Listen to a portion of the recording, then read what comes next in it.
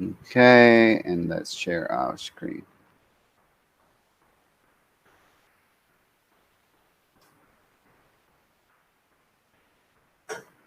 Let's share this.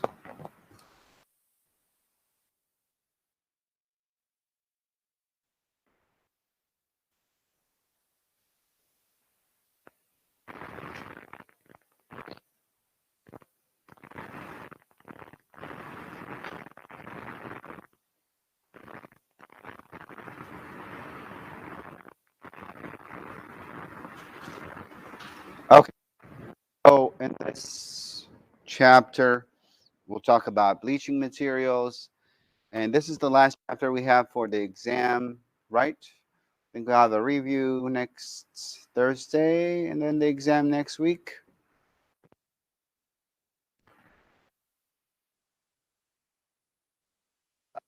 Ways that we can do teeth bleaching. I'm going to say bleaching, same as teeth whitening that we do. There's a lot of, there are a lot of other products that over the counter now. We so we'll just talk about a few here and there. We'll watch some technique videos. Done with that.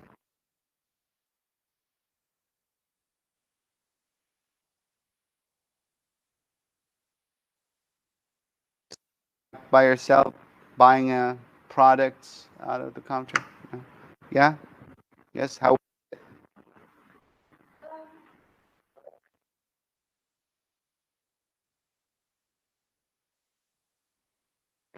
Generally, not everyone needs bleaching. Usually, if it's just have a lot of staining onto their teeth, and definitely it's not done like as frequent. So usually do it, and maybe in 5 to whatever years, uh, five.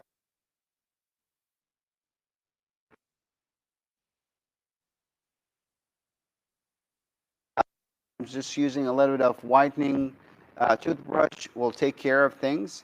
But again, a lot of people are more, interested in getting that perfect smile, selfies, right? So they're interested in that. So it's just kind of people are pushed more towards teeth whitening because any whitening product just kind of weaken our teeth a little bit, uh, create some sensitivity. Um, right? Exactly. It can be, and definitely if it's or uh, it can definitely be more harmful. Anyway, so it definitely became an active part of practices. So a lot of practices nowadays offer even free whitening session maybe at the beginning when you get as a new patient with them or when you do certain amount of work with the office. So it's a way for office to bring patients in, right? Again, with these offers, once we bring them in, then we can say, oh, well, we need to do this filling for you first before we can do the teeth whitening, right? So it can be done at office or at home, and the most bleaching agents are peroxide based. That's the material that we use. As you'll see, we have two main products that we use, which are peroxide and um, carbamide.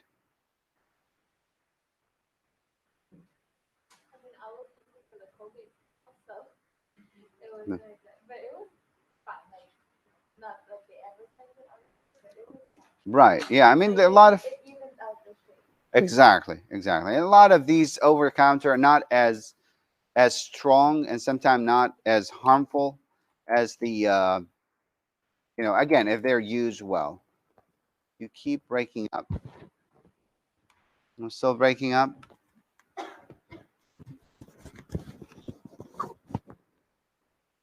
You can hear me, guys.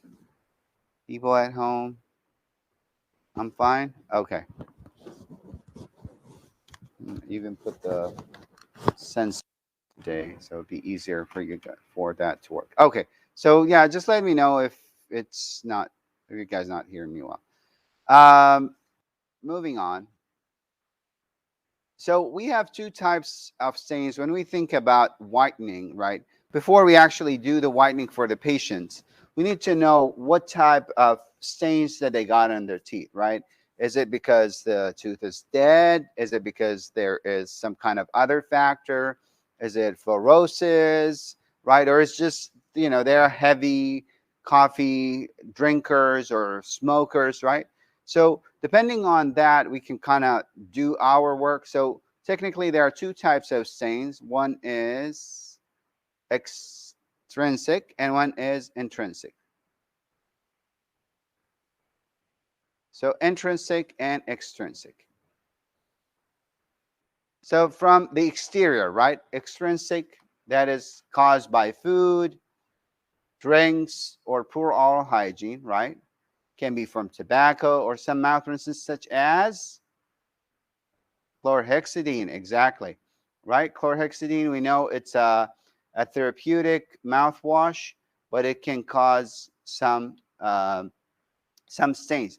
And again, that's why, and understanding the cause or the reason uh, why where the stains came from is very important for us to treat it. Because if they're just using chlorhexidine, maybe we'll just wait until they're done with using it, and usually their teeth will go back to normal, right? And then again, if the food that they're taking, a lot of coffee, they might reduce that a little bit. They might start using some, better toothpaste that can help with removing these stains, and so on and so forth. And the other one is the intrinsic stains, and these are incorporated usually within the teeth. So that is like from the inside of the tooth, or actually when the tooth is developing, sometimes even. So it can be disturbance of the developing teeth, and it can be, right, disturbance of developing teeth. It can be hereditary problems. So one of the things that we used to see is the tetracycline teeth. So you know what tetracycline is? It's an antibiotic, and if it's taken while the mom is pregnant, the baby can have these teeth, a tetracycline. It doesn't have to be that bad. Definitely, it can be, less harmful than this. Uh, sometimes a few teeth only, but if it's really bad, then.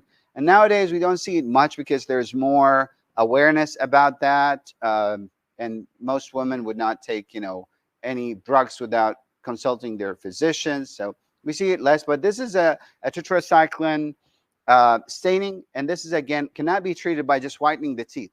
Most probably, what we need to do is crowns or veneers for all of these teeth. Yeah, it cannot be. It cannot be, because this is as the teeth are forming, as the enamel and dentin are forming, we'll see some of this material will be deposited into them, and that again can cause problem. And sometimes again, it might be just one tooth because of a trauma that happened to the deciduous tooth, and then the permanent tooth got hurt because of that. And when it appears already discolored. And if we look at these other pictures here, so this is because of trauma, for example. That is intrinsic from the inside. What is that? Age-related stain, right? Because as we get older, these stains will kind of remain. Another extrinsic stain. So it's important to understand where these stains come from.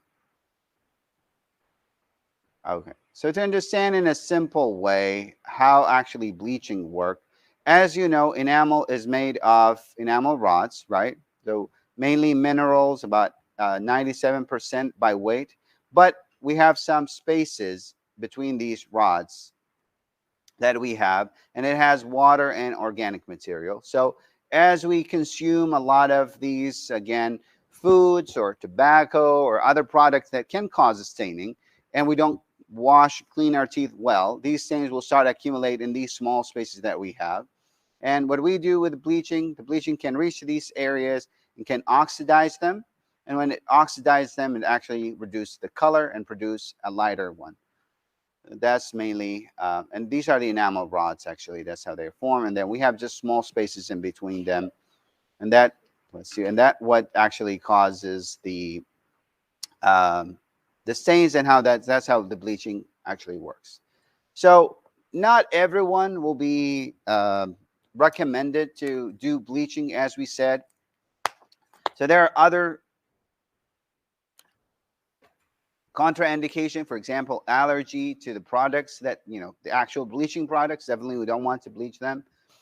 Pregnant or nursing, it's not,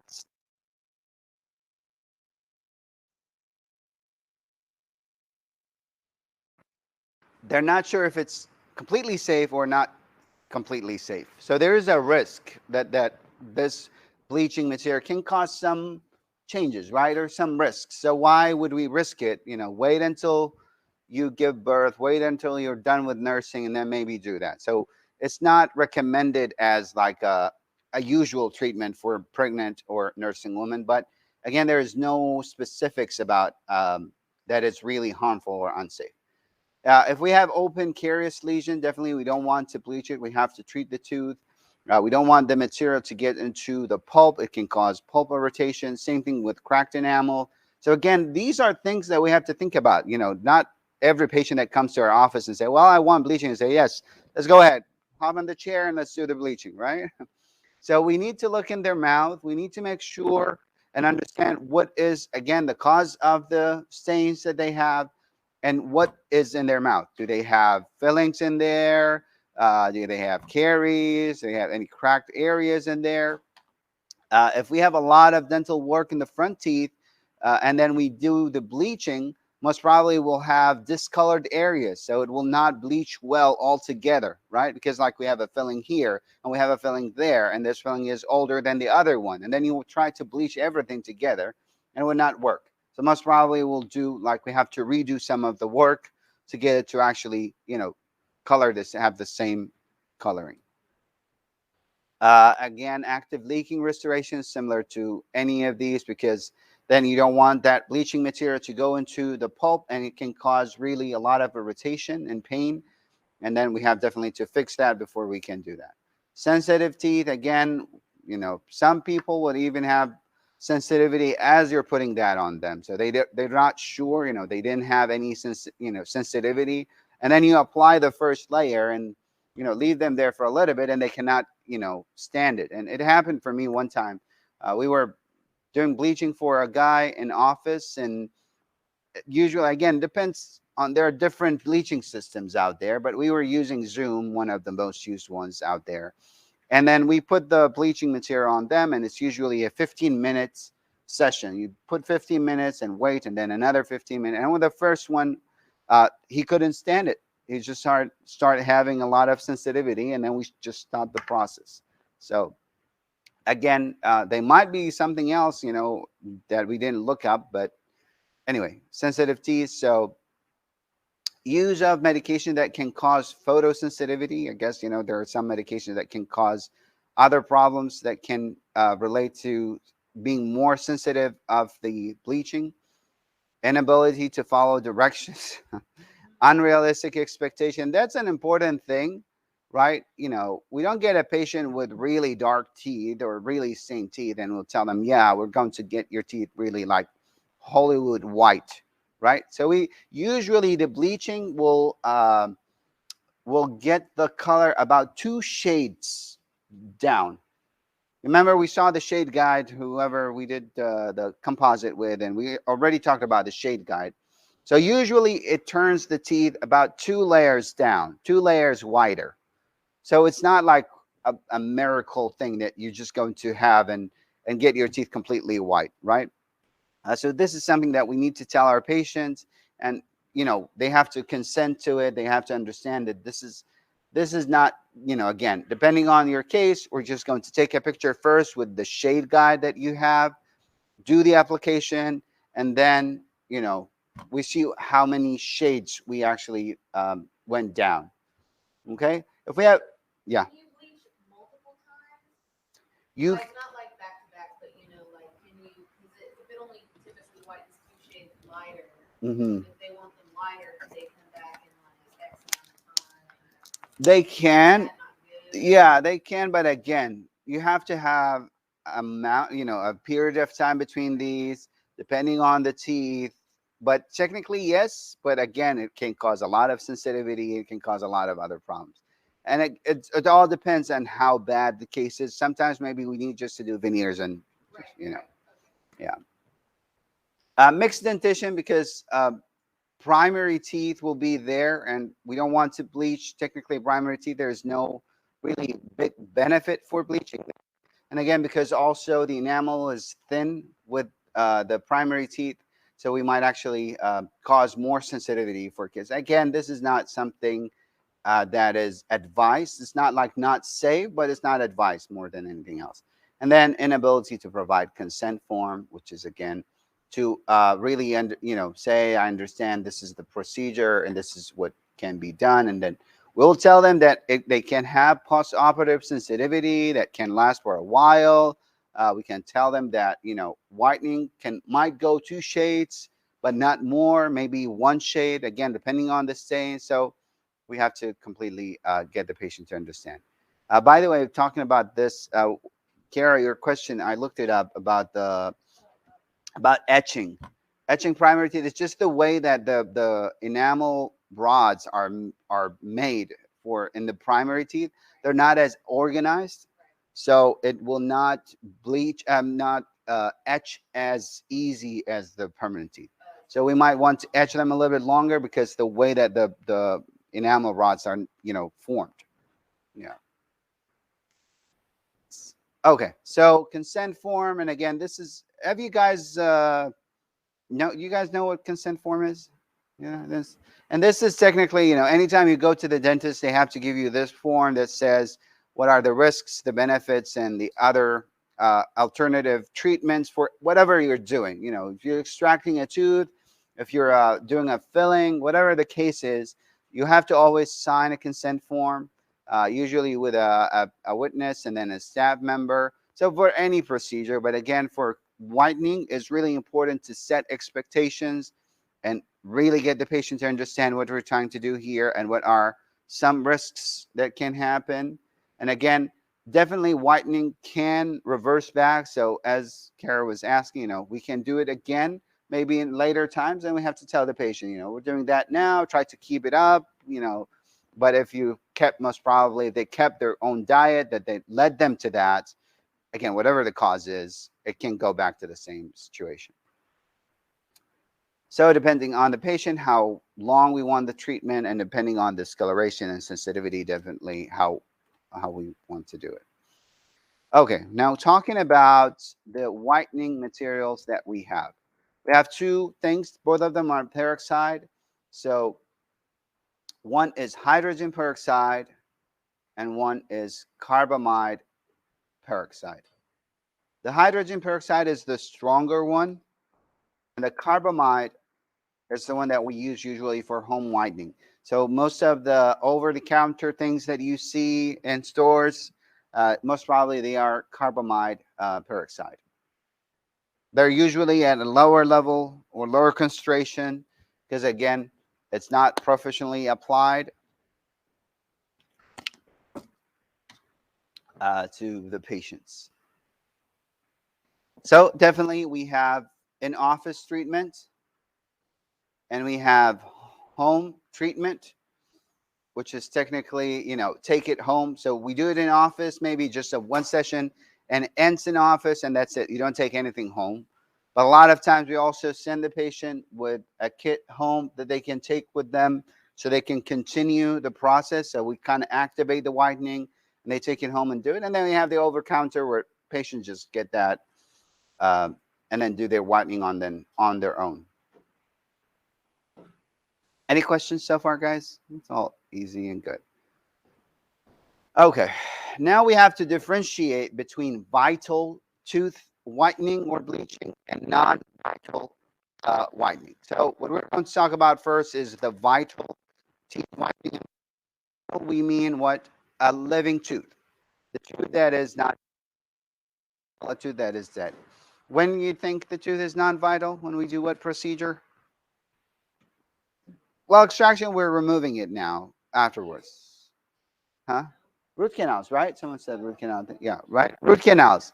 So like that's when the tooth is still in our mouth and it's non-vital. I mean, the teeth can be non-vital, right? The teeth can be non-vital without the treatment, but then they will cause problems and we have to either extract them or do a treatment for them. So a non-vital tooth is just the tooth that doesn't have any more uh, it's not living anymore. The blood supply and the nervation that it has is dead, are dead anymore, and it's not a live tooth. We either extract it or do it a root canal filling for it. Okay, so we're talking now in office whitening. So there's a term that we call it power whitening, which we do again a really high concentration,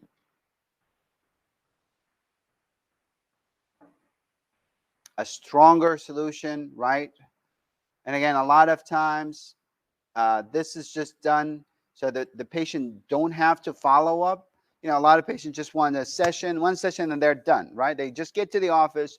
We do the work for them. They don't have to take anything home. They don't have to follow up with things. So we do a power whitening where we have a stronger bleaching solution.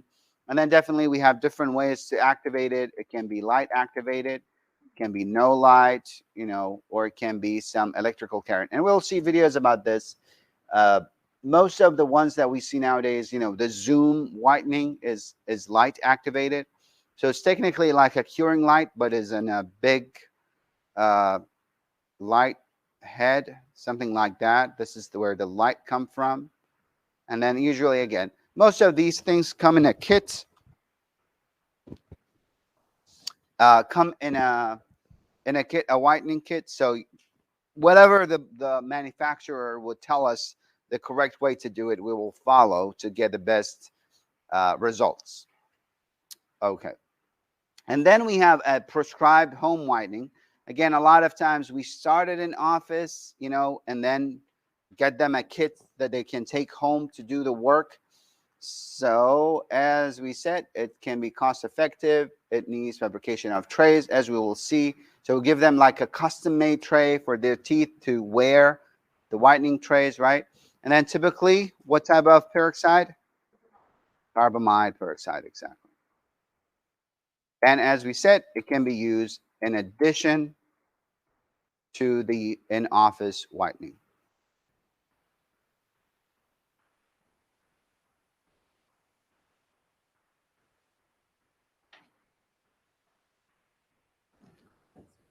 Costing, I think it's been a while, but I think around the 300, like the Zoom whitening. I think so. But as I said, some offices actually give it for free. If you do some kind of work with them, or if you come for it, there's even people that do like lifetime. I've heard some offices do this. Like, we'll give you lifetime of whitening if you come to your 6 months appointment every time.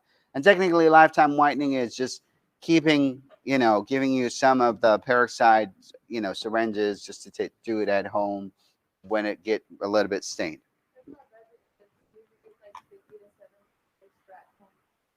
Oh, the over counter, yes, exactly. It's not. It's it's definitely cheaper than the office one. But again, I think that like the power session or power whitening, I think around that amount. I was thinking of doing some activity where we can look up uh, like in office whitening um, options and over the counter options. Maybe we'll see if we have some time for that. But yeah.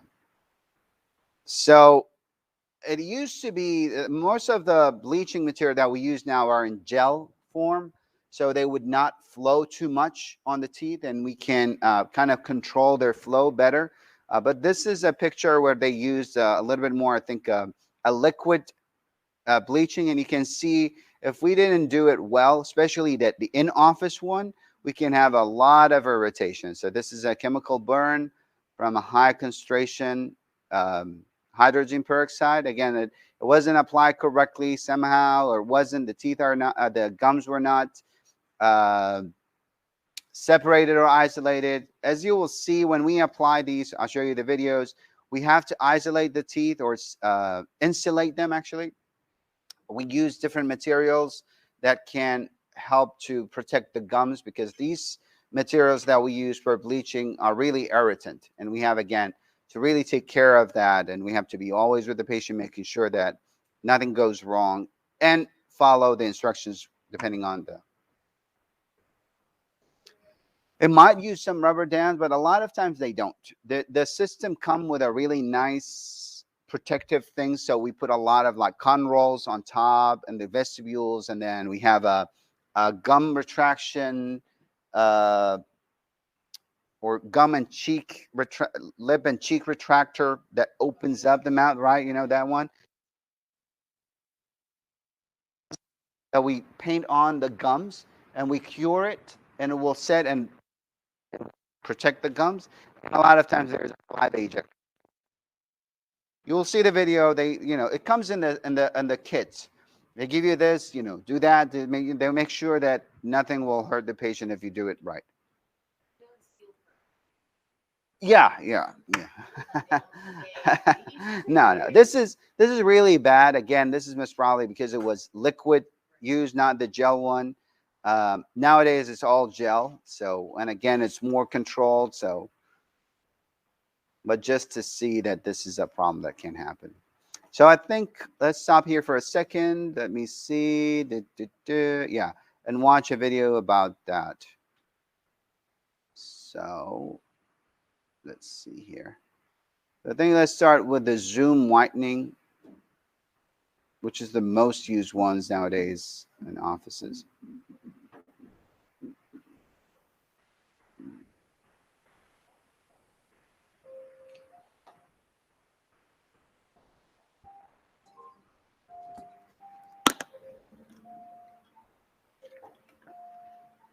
So they're taking the initial shade guide, right? That's one of the most important things. Well, one of the steps, you want to take the shade guide of the patient teeth before you start to make sure that you can, and usually take a picture of it. So, or record it at least, making sure, or they can take a picture of it. So again, that whenever we're done with our bleaching, we can tell them, well, you can see we're down 2 or 1, shade.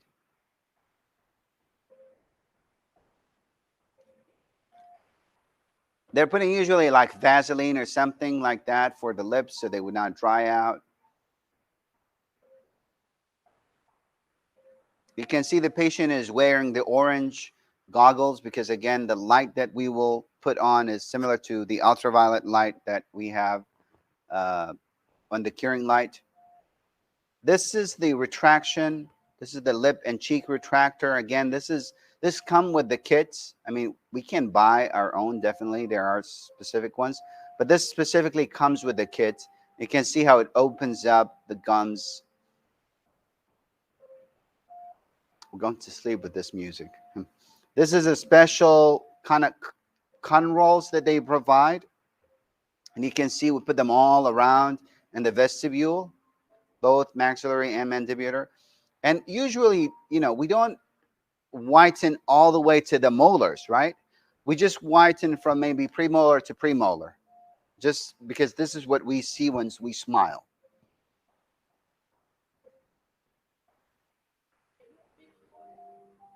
Yeah, but it's just, well, first of all, it's too far to reach in and control the gums and not being irritated, and then nobody's going to see them most of the time. So usually we don't. Sometimes with the bleaching trays, they might, that you take home, you can put on the molars. So this is, if I'm not wrong, this is the material that they're going to put to protect the gum. You can see it's flowable at the beginning, and then you either cure it or it sets by itself. It's just providing that extra, yeah, they're curing it. An extra protection so that the material would not go on to the gum. And they will fill it up all completely. And we use such material as well with rubber dams, because sometimes they would leak a little bit. So it's always good to completely seal up the gum and the rubber dam if we want to use it completely. You can see this curing light has a small tip on top of it just to make sure that the light will be staying on that tooth that you're working on. This is something that we do, actually. We can do the whole process. Just the part of applying the whitening material, sometimes the dentist would, most of the time, the dentist would do it unless they trust you enough. You worked with them for enough time that they would say, oh, well, you're good to go.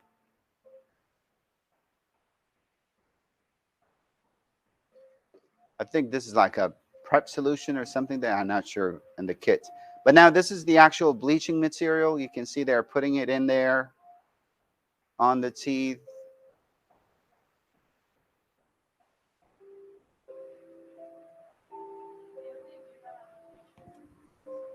On the definitely, yeah.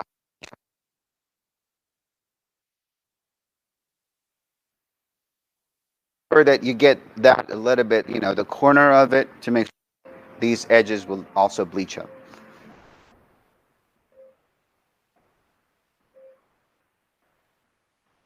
Going to sleep with this music. One tooth is really discolored, so I'm eager to see the result. Right. That one's still not going to match the other one. It might not, yeah. And see this, the mouth piece or the retractor has these in it so that you can line up the light correctly directly on the patient. And you leave it, usually it's a 15-minute session, and then you come back, clean it up, and apply another layer. I think up to 3 times you can do that, at least with this Zoom whitening system. Yeah, yeah, it might take an hour. It might take up an hour, get. And then usually after we do this, we give a desensitizing agent to the patient to take home with them so they can apply on their teeth, because again, this will open up the pores of the enamel. And this is an HVE tip that is a little bit small. They call it a surgical HVE tip. So we can clean up all of the etching solution. And again, usually we apply it again, and then do a desensitizing agent on the teeth in office and send the patient with a desensitizing syringe so they can apply on their teeth again, because it can be really sensitive, especially in the first 2 weeks.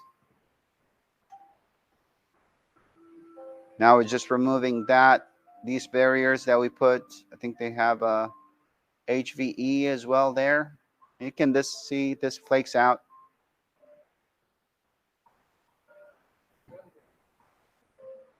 Here we go. They took it out all the way with the gun. I wonder why they didn't give them a saliva ejector.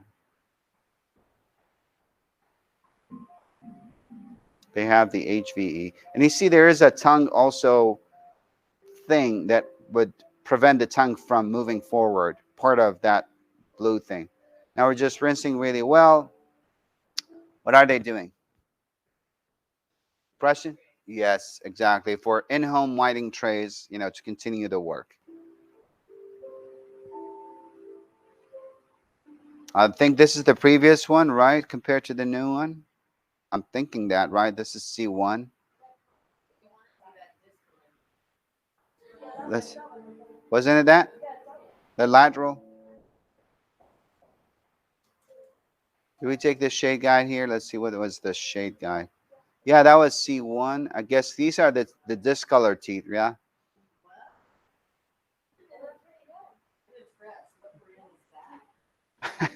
Right? Come to my clinic and you have a discount. No, I don't have. But you can come home and then we can. Okay. So we do white. We need whitening in the lab to do whitening. Okay, so this was a system that uses the light, and I want to see. This is a system that uses electric current that actually activate.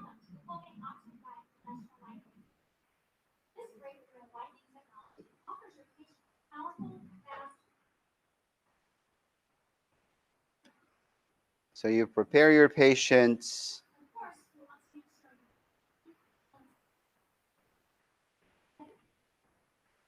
Using the Vita Shade Guide in order from lightest to darkest, match the patient's pre-treatment color to the corresponding Vita shade. We suggest taking a photo of the tooth with the shade guide visible so you can later compare pre- and post-treatment shades. Put protective eyewear on your patient and yourself. attachment tips to apply the gentle barrier. Before you start the barrier, try the whitening tray on the patient to see if it is comfortable. Also, see how high and far back the gentle barrier should be applied. This will also help you see how far back to place the bleach in the tray. Insert the retractor into the patient's mouth. Gingiva must be dry before starting the application of the gentle barrier. You will use the thin tip attachment to outline the teeth. So again, like this is another system by Colgate, so it comes with all of this stuff, and they're just applying the barrier. So they dry the gingiva with the air. Most probably, and saliva ejector, just so that it sticks better. Yeah, feel like it's not wet with saliva or anything. Gentle barrier should overlap on two surfaces slightly. Barrier should not touch the retractor. Note that it is not pulled off with the retractor. If the barrier is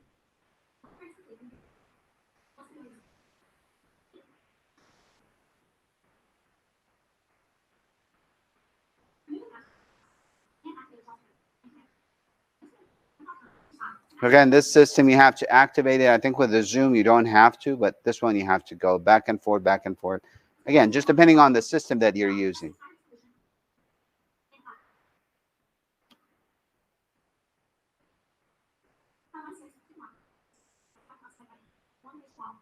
So you can see they're putting that on the tray this time, not on the patient tooth.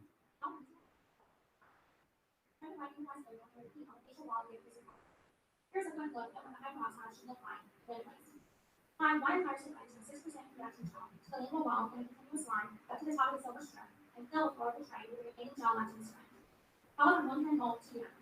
Ensure the gel is in contact with both inner walls of the remaining. Turn the whitening device over and repeat on the lingual wall of the accusing part. The device is now ready to go.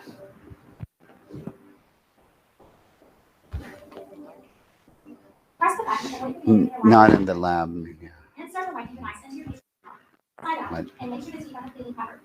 I was If thinking needed, about keep the that. suction in Might your actually patient's mouth. do that. Leave the device in for 10 minutes. When treatment is complete, have one hand ready to gently remove the tray and a place to put it down. Do not hold it after removal. In the other hand, have 2x2 gauze ready to protect the lips from the peroxide on the tray when removing it. Before removing the tray from their mouth, carefully wrap 2x2 gauze around their lower lip to protect your patient from bleach drip. Carefully remove the whitening device using a high-speed suction to suction around the tray. This will help prevent saliva and whitening gel from dripping on the patient's lip or soft tissue. Be cautious not to touch the soft tissue with your hands or the tip of the tray. Remove the device in a downward fashion to ensure that the barrier is not pulled off. Now, suction any excess gel off the teeth. Using the gauze, wipe the suction off after each use to ensure that the suction tip does not have any gel on it when reinserting it in the mouth in the next treatment.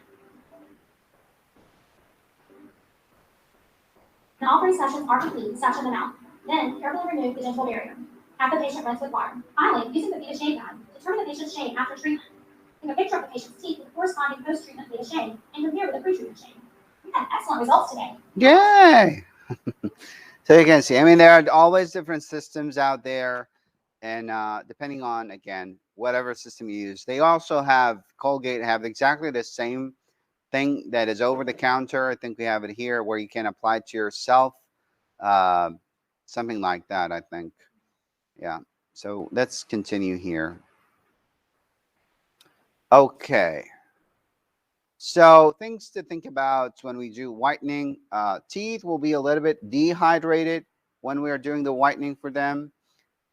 They might appear, because they are dehydrated, they might appear a little bit more whiter than the actual color. So again, this is something to maybe tell your patient that the color will kind of stabilize.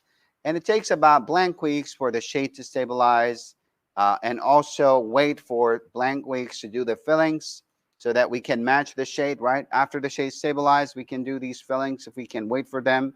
And then bonding also can be affected if we did it within these 2 weeks. And I did just say it, right? 2 weeks, right? We want to wait about. That was like nice. They only stay whiter for several hours. No, no.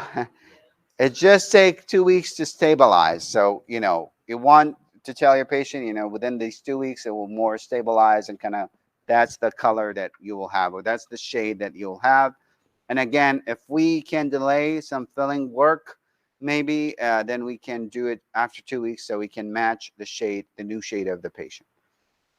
Bonding can be affected within the first 2 weeks. They found that it's a little bit more weakened, so it's better to wait for 2 weeks before you do any of that work. But I thought you weren't supposed to do bleaching if they needed Correct. If it's comfort. if So it's an open cavity, then we would not do it. You know, if it's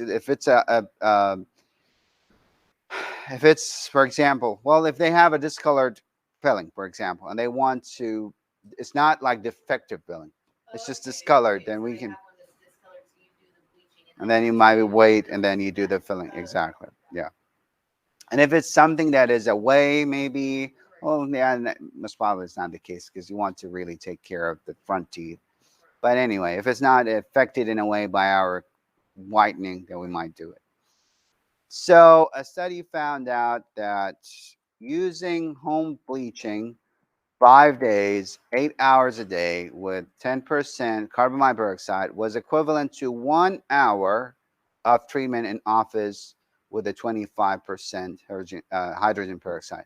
And that's why what we were saying, this is like the power whitening in office when we do one session that can do all of that work for us. Again, just depending on how much the patient, I mean, if the patient wants to do that on their own, but that's just show you that, you know, how less the concentration and effectiveness of the home whitening products compared to the in-office ones. Okay, so this was talking about the vital teeth, right? And now we're going to talk about non-vital teeth work. So the non-vital teeth, as I said, the teeth that have lost their blood supply, so they're dead, most probably because of trauma, because of an infection, and a lot of times, you know, we will have to do a root canal treatment for them or extract them. But since we're talking about bleaching, most probably these are teeth that have either done root canal or we're going to do root canal for them. So sometimes patients come in, what is this? Blank will turn dark, the root canal. The inside of the, actually it's more like the root, the pulp chamber more than the, because that's the area where it's in the crown. Patient will come to us with like a one tooth that is discolored, like in this example here. And this is like maybe a non-vital tooth because of a trauma that happened, or sometimes if they have done a root canal treatment and they did not remove all of the pulp material out of the tooth, it can start disintegrating and discolored, the parts of the pulp that are remaining. Okay. So As you can do a root canal, remove all the pulp and whatnot, and the tooth can retain its color, or retain its color, you mean what? Like if not it's, turn dark. huh? Not dark, If not you turn dark. remove all the pulp, will it?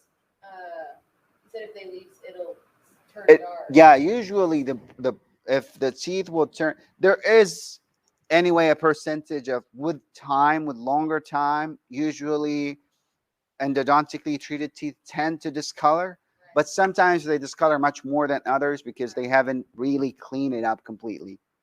Okay, Yeah, but they can clean it completely. They have a better chance of. definitely. I'm just saying the same Oh, color. Yeah, I was wondering. Get a root canal, you have to. you don't have to do the bleaching right away because usually you just have this. Yeah, this is usually like if the tooth have been dead for a while that is actually discolored, or a root canal that have done for a while now that has start discoloring. Yes. Okay, so usually that uh, type of non-vital. Have you ever known actually you can whiten a tooth from the inside? That's what we're actually doing. No. Yeah, we're not whitening from the outside. We're actually putting the whitening gel inside of the pulp chamber. So this is the interesting thing about it for non-vital teeth, How because does that work if there's no blood supply? How does it get from the inside? the inside is the one that is discolored, and because we're going to drill a hole in it exactly, but the discoloration happened because the inside is discolored and our teeth are translucent, so we can see right through our teeth the shade of our dentin usually, and because we drilled it out, now uh, it's a thinner surface to see through, and then again, if that discoloration happened on the inside, you can see it that is discolored. Okay. Do you have a video? Yes, we do have it. Wonderful. Definitely. So this time is isolating to one tooth, right? We're not doing multiple teeth. Usually this is only one tooth that is discolored. I mean, if they have multiple teeth that are, but you know, non-vital usually is that one tooth that is discolored because it's non-vital.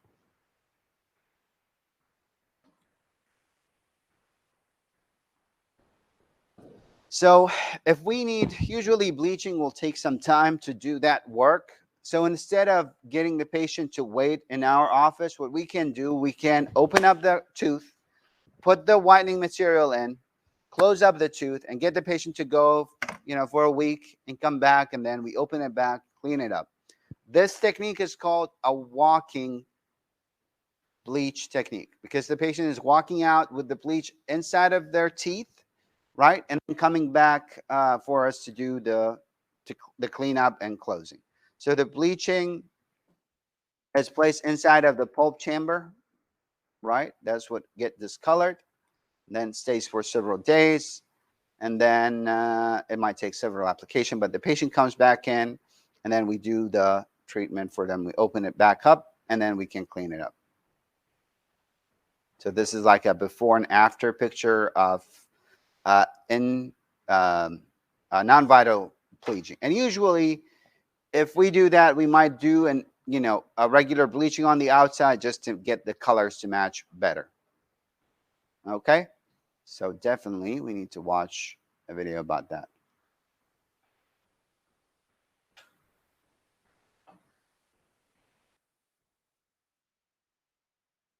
What happened to this video? I watched it yesterday.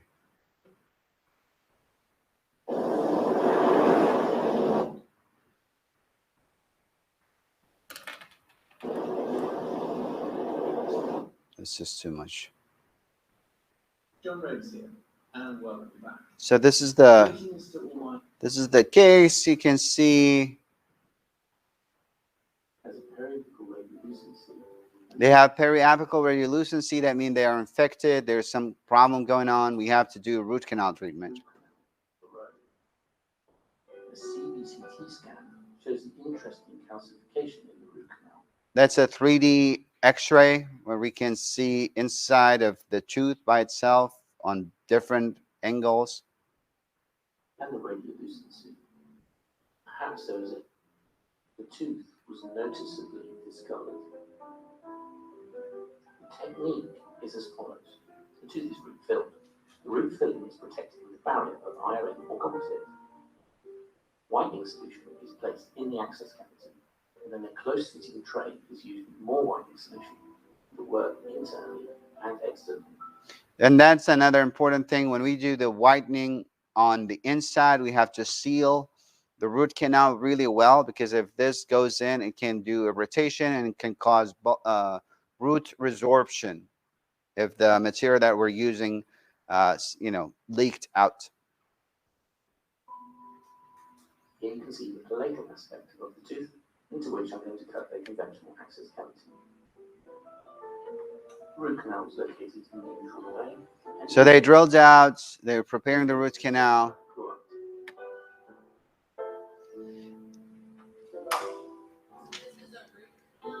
Working length is it? Yeah, this is a root canal. It's not all the steps, but technically you open it up and then you measure the length of the canal and start drilling.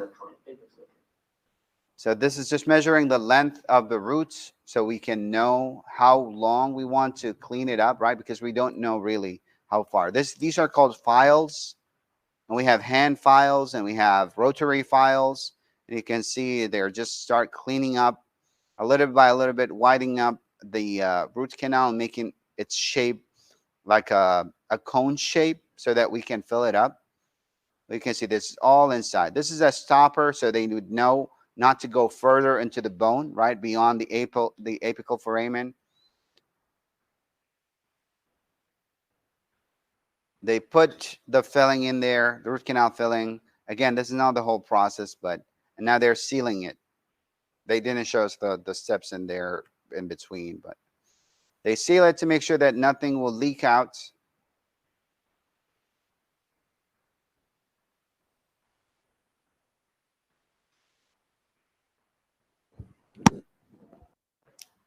That's a rubber dam, exactly. That's a rubber dam, and How do they know where to stop at the apex? Like you hit bone and like. they measured. He measured here. This is called an apex locator, and you can take an X-ray. You put a file. You take an X-ray with a file in. So you put a file in here. There's a device that can beep beep beep beep. Oh, Yeah, because of the electrodes that it has, and then you can know exactly where we're reaching to the apex. And again, they take an X-ray with the file in to make sure this is the size, and they measure the length, and then they work depending on the length. Yeah. Let's see, what did they do here? I think I skipped a lot. Something from our people at home. Huh? I cannot hear the other part of the question. Can you speak? What it matters what? Why does it matter if the whitening touches the root? Well, it can seep or can leak through, and it can cause a rotation inside of the bone, and it can cause root resorption. So that's why we want to seal it. And I think here they're applying, well, they're applying that inside of the root canal.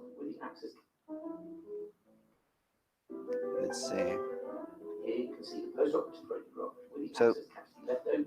this is the filling. This is called gutta percha filling of the root canal anyway. This is the pulp chamber. We have a lot of space left. There is 15% carbonate peroxide against the access cavity.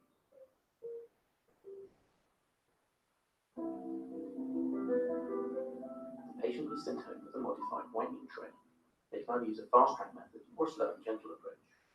With the fast-track method, you're So I guess he did a modified tray. So he would only whiten that tooth from the outside, just again to match the other teeth. Again, this is the approach of this dentist. It doesn't have to be part of the non-vital process. Discover tooth before whitening.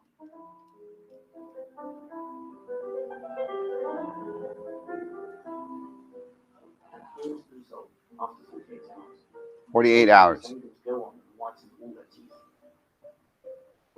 After whitening is Huh? I cannot hear you. I didn't notice. Yeah. Well, no. This looks like a premolar. Yeah, that one too, kind of. I don't know, maybe. the patient was then going to go on and whiten all their teeth. After whitening is complete, the access cavity can be restored with a dual cure composite. So now, they came back and they're doing just the filling here at the end. They do etch, bond, and then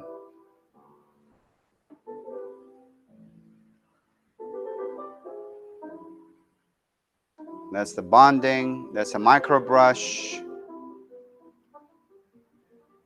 They're curing now, right? Or no, they're putting but this is under the orange light. So we can, if we have an orange filter to the light, we can still have the light on the tooth when we're doing the filling. Then you cure it, and there it is, done. This is the post-operative, all of that filled up. Looks nice. Yeah, it doesn't look like you have the canine here. Boom. Thank you, sir.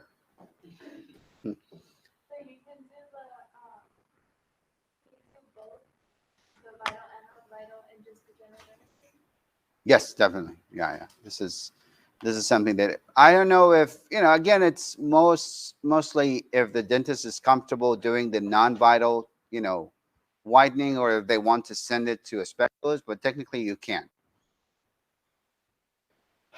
Okay, some of the over-counter things. We have whitening strips. We have paint on paste. So they would not cause as much sensitivity because they are less effective. And again, there are all kind of different things in the market nowadays. So these are some of the kind of disadvantages or points on, over-the-counter products. So the whitening strips, they can be as effective as whitening with what type of peroxide we use for in-home? Carbamide, right? In custom trays, like similar to custom trays that we might send. The paint on paste, they might be diluted, or come off by saliva. You can sometimes, you have these pens that they sell out, right? That you can just paint on your teeth, right? There are preloaded gels, and these are the ones that you have to boil and bite to make sure like you're getting a custom tray. Sometimes they'll be ill-fitted anyway, but again, just looking at the negative parts here on these things. Whoops. Rinses would remove surface stains, toothpaste, also surface stains mainly. So it doesn't really penetrate. It's a little bit more deep into the spaces between the enamel rods.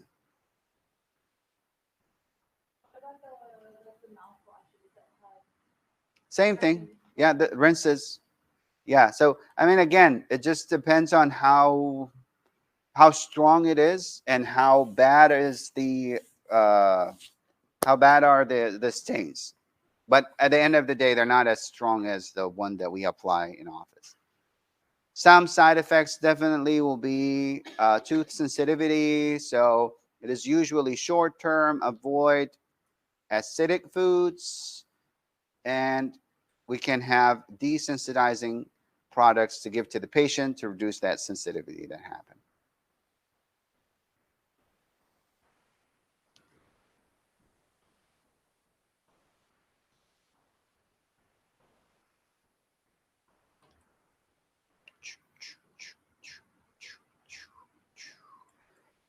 And we have some other side effects like irritation to the gingiva, mucosa, maybe the throat, soreness of the muscles of the mastication because of the whitening trays, and so on and so forth.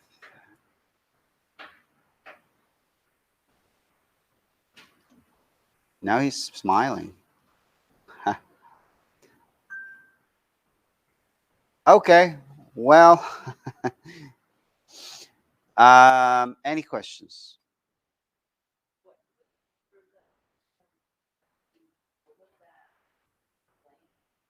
The non-vital teeth walking bleach technique.